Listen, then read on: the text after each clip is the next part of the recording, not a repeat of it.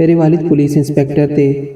جس دن میری پیدائش ہوئی اسی دن ایک پولیس مقابلے میں ان کے گولی لگ گئی اور وہ شہید ہو گئے۔ یوں میری پیدائش کے ساتھ ہی مجھ پر نحوست کا لیبل لگا دیا گیا۔ دادی نے مجھے منحوس قرار دیا اور وہ ہر وقت مجھے اسی نام سے پکارا کرتی۔ ان کے اس رویے کا اثر ماں پر بھی ہوا اور یوں ماں کو بھی مجھ سے ایک انجانی سی چھیڑ ہونے لگی۔ اب ہم تایا اور تائی کے رحم و کرم پر تھے۔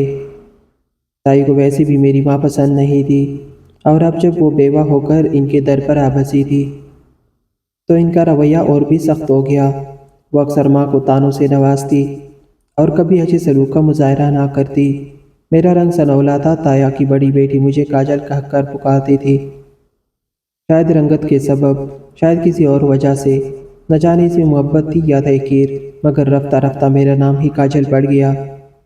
سب گھر والے مجھے اسی نام سے بلاتے تھے، جیسے کاجل کی سیاہی کی طرح میں نے بھی ان کی زندگی سیاہ کر دی ہو۔ جو بڑی ہوتی گئی، لوگوں کی نظر میں میری نحوست بھی بڑھتی گئی۔ اس رویے نے مجھے تنہائی پسند بنا دیا۔ میں کسی سے بات نہ کرتی، بس خاموشی سے اپنے کاموں میں لگی رہتی۔ میری ہم نشین بس گھر کی دیواریں تھی، یا میرے خواب یا پھر میری ایک سہیلی نازش جو ہم عمر تھی اور پڑوس میں رہتی تھی۔ میں نے 5ویں جماعت اچھے نمبروں سے پاس کیا۔ پڑھنے کا شوق تھا، آگے پڑھنے کی خواہش تھی، مگر ماں نے روک دیا۔ بولی گھر بیٹھو، کام کرو۔ میرے اور تمہاری تائی کے گھر کے کام مجھ سے نہیں ہوتے۔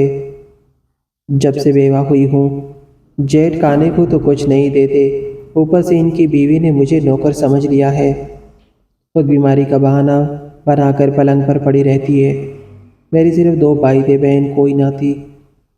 ظاہر ہے لڑکے تو گھر کے کاموں میں ہاتھ نہیں بٹاتے، ماں کے ہاتھ کا سہارا بننے والی تو لڑکیاں ہی ہوتی ہے۔ اس لیے مجھے تائی کے گھر کے کاموں میں لگا دیا گیا۔ مجھے اپنے گھر سے نفرت ہونے لگی۔ نہ باپ کی شفقت نصیب ہوئی، نہ ماں کا پیار۔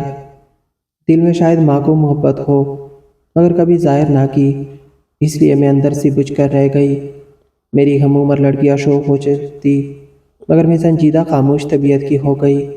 نازش اکثر کہتی، تم تو ابھی سے بڑی بھی بن گئی۔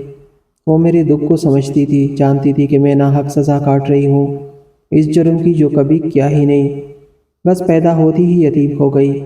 نازش مجھے دلاسا دیتی، تسلیاں دیتی، مگر میرے دل کا کلی ہمیشہ مرجھائی رہتی۔ ان دنوں میری زندگی بے رنگ تھی، مگر پھر ایک دن زندگی نے مجھے بالکل نیا روپ دکھایا۔ میں فجر کی نماز ہمیشہ اپنے گھر کی چھت پر ادا کیا کرتی تھی۔ اس روز میں حسب معمول نماز پڑھ رہی تھی۔ دعا مانگنے کے بعد جیسی ہی نظر اٹھائے، نازش کے گھر کی چھت پر ایک نوجوان کھڑا نظر آیا جو میری ہی طرف دیکھ رہا تھا۔ مجھے بہت غصہ آیا، پیر پٹکی ہوئی جھنجھلا کر نیچے چلی آئی۔ دوپہر کو نازش مٹھائی لے کر آئی تو میں نے فوراً پوچھا کہ تمہارے گھر کون بدماش آیا ہے؟ وہ حیرت سے بولی، تم کس کی بات کر رہی ہو؟ میں نے صبح والا سارا واقعہ سنا دیا۔ وہ ہنس پڑی اور کہنے لگی کہ اچھا، تو تم سجاد بھائی کی بات کر رہی ہو، تمہیں سخت غلط فہمی ہوئی ہے۔ وہ میرے ماموزاد ہیں، بہت شریف انسان ہے، لاہور سے MBA کیا ہے، آج ہی ان کا رزلٹ آیا ہے اور انہوں نے بہت اچھے نمبروں سے کامیابی حاصل کی ہے۔ اسی خوشی میں مٹھائی لائی ہوں۔ اس کی بات سن کر دل کو کچھ سکون ملا۔ اس کے بعد بھی کئی بار سجاد سے سامنا ہوا، اس کی نظروں میں سچائی اور شرافت کے سوا کچھ نہ پایا، لیکن پھر بھی میں نے ہمیشہ نظر انداز کرنا ہی مناسب سمجھا۔ ایک دن نازش 2 خواتین اور ہماری ہم عمر ایک لڑکے کے ساتھ میرے گھر آ گئی۔ میں نے ان سب کو ڈرائنگ روم میں بٹھایا۔ تھوڑی دیر بعد نازش مجھے الگ لے جا کر بولی کہ یہ سجاد کی خالہ، ماں اور بہن ہیں، یہ تمہارے رشتے کے لیے آئی ہیں۔ میں حیرت و پریشانی میں ڈوب گئی کہ نازش یہ میرا رشتہ لینے کیسے آ گئی۔ نہ دیکھا نہ بلا، وہ مسکرا کر بولی کہ دیکھنے والے ہی تو آئی ہے، سجاد بھائی نے انہیں فون کر کے لاہور سے بلایا ہے، وہ کہتے ہیں کہ ایسی ہی لڑکی کی تلاش تھی۔ امی ان کے ساتھ بیٹھی باتیں کرتی رہی۔ رخصت ہوتی ہوئی وہ میرے سر پر ہاتھ رکھ کر دعائیں دیتی ہوئی چلی گئی۔ امی ان سے مل کر بہت خوش تھی، یہ رشتے کی بات طے کر کے گئی تھی۔ زندگی میں پہلی بار امی نے مجھے گلے سے لگایا اور ڈھیریں دعائیں دی۔ ان کا وہ شفقت بھرا رویہ دیکھ کر میں فوراً راضی ہو گئی۔ سجاد کے خاندان کے لاہور واپس جانے سے قبل ہی شادی کی تاریخ طے ہو چکی تھی۔ مجھے دلہن بنایا گیا، بارات آئی، خوب رونق اور ہنگامہ ہوا، فائرنگ بھی ہوئی، لیکن اچانک یہ جشن چیخ و پکار میں بدل گیا۔ میں نے سمجھا کہ میری بد نصیبی کے دن ختم ہو گئے ہیں، مگر یہ میری خوش فہمی نکلی۔ رونی کی آوازیں بلند ہوئی، گھر کے لوگ باہر دوڑے۔ تب پتہ چلا کہ سجاد کے چھوٹے بھائی کو گولی لگ گئی ہے اور وہ موقع پر جاں بحق ہو گیا۔ یوں شادی کا گھر ماتم گدھا میں تبدیل ہو گیا۔ چند بزرگوں نے موقع کی نزاکت کو سمجھتے ہوئے نکاح سادگی سے کرا دیا اور مجھے رخصت کر دیا کہ یتیم بچی ہے، اس فرض کو اب مؤخر کرنا مناسب نہیں۔ مجھے اپنے مستقبل کی سیاہی صاف دکھائی دینے لگی تھی۔ اگرچہ میرا اصل نام روشن آ رہا تھا، مگر اب مجھے لگتا تھا کہ میں واقعی کم نصیب آ رہا ہوں۔ میں کیسی دلہن تھی جو دلہا کے گھر پہنچی تو خوشیوں کے بجائے موت کا سایہ وہاں موجود تھا۔ جب میری ساس کو ہوش آیا تو وہ مجھ پر جھپٹ پڑی، کہنے لگی کہ یہ منحوسیں میرے بیٹے کو کھا گئی۔ سجاد نے مجھے تسلی دی کہ امی کو گہرا صدمہ ہے، اس لیے ایسا کہہ رہی ہے۔ اب سسرال میں صرف سجاد ہی میرے ہمدرد تھے۔ چیلم تک مجھے میکے بھیج دیا گیا۔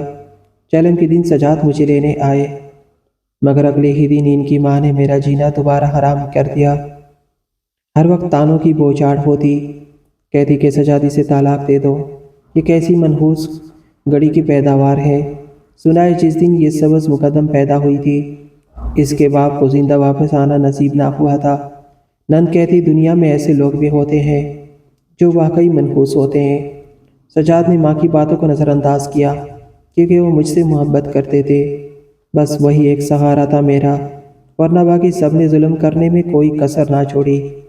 میری اکلوتی نند بہت تیز زبان تھی، وہ بھی اپنی ماں کے ساتھ مل کر مجھے تصدیق کا نشانہ بناتی۔ کبھی کبھی دل چاہتا کہ مر جاؤں۔ اسی اذیت میں 1 سال گزر گیا۔ میں ہمیشہ گھر میں قید رہی، کسی خوشی یا تقریب میں شامل ہونے کی اجازت نہ تھی۔ نند کا رشتہ آیا، منگنی طے ہوئی، لیکن مجھے ہر موقع سے الگ رکھا گیا۔ منگنی کے دن مجھے کمرے میں قید کر دیا گیا، کہا گیا کہ ادھر قدم مت رکھنا، کہیں تمہاری منحوس چاؤ میری بیٹی پر نہ پڑ جائے۔ شادی والے دن بھی میری ساس چاہتی تھی کہ میں کمرے میں بند رہوں، مگر خاندان والوں اور سجاد کے اصرار پر وہ مان گئی اور مجھے رخصتی میں شامل ہونے دیا گیا۔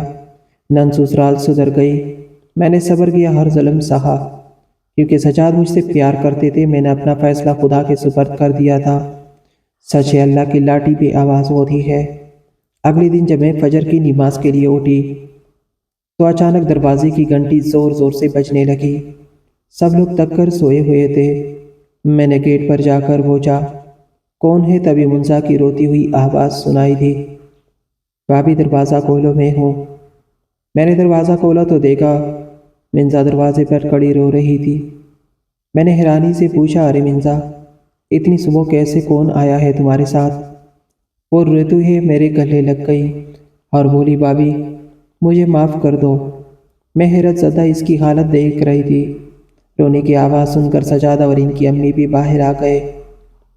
منزا نے اپنی ماں کو دیکھتے ہی کہا، دیکھو ماں، یہ اللہ کا عذاب ہے، ہم نے مل کر بھابی کو بہت دکھ دیا۔ اس وقت ذرا سا بھی احساس نہ ہوا کہ ہم کیا کر رہے ہیں۔ ہم انہیں منحوس کہا کرتے تھے نا، تو آج وہی کچھ میرے ساتھ ہو گیا ہے۔ وہ روتے ہوئے کہنے لگی کہ رات پچھلے پیر میرے شوہر غسل خانے میں گئے، ان کا پاؤں پھسلا، سر زمین پر زور سے لگا اور وہی جان کی بازی ہار گئے۔ چوٹ لگتی ہی انہیں دل کا دورہ بھی پڑ گیا اور وہ انتقال کر گئے۔ تبھی میرے ساس نے اپنے بڑے بیٹے سے کہا کہ جاؤ اسے اس کی ماں کے دروازے پر چھوڑ آؤ۔ میرے جیٹھ نے مجھے گاڑی میں بٹھایا اور گلی میں چھوڑ گئے، جبکہ میرے شوہر کے والد کی میت اسپتال لے جائی گئی۔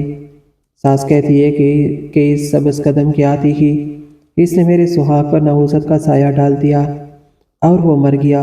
یہ سن کر میری ساس رونے لگی۔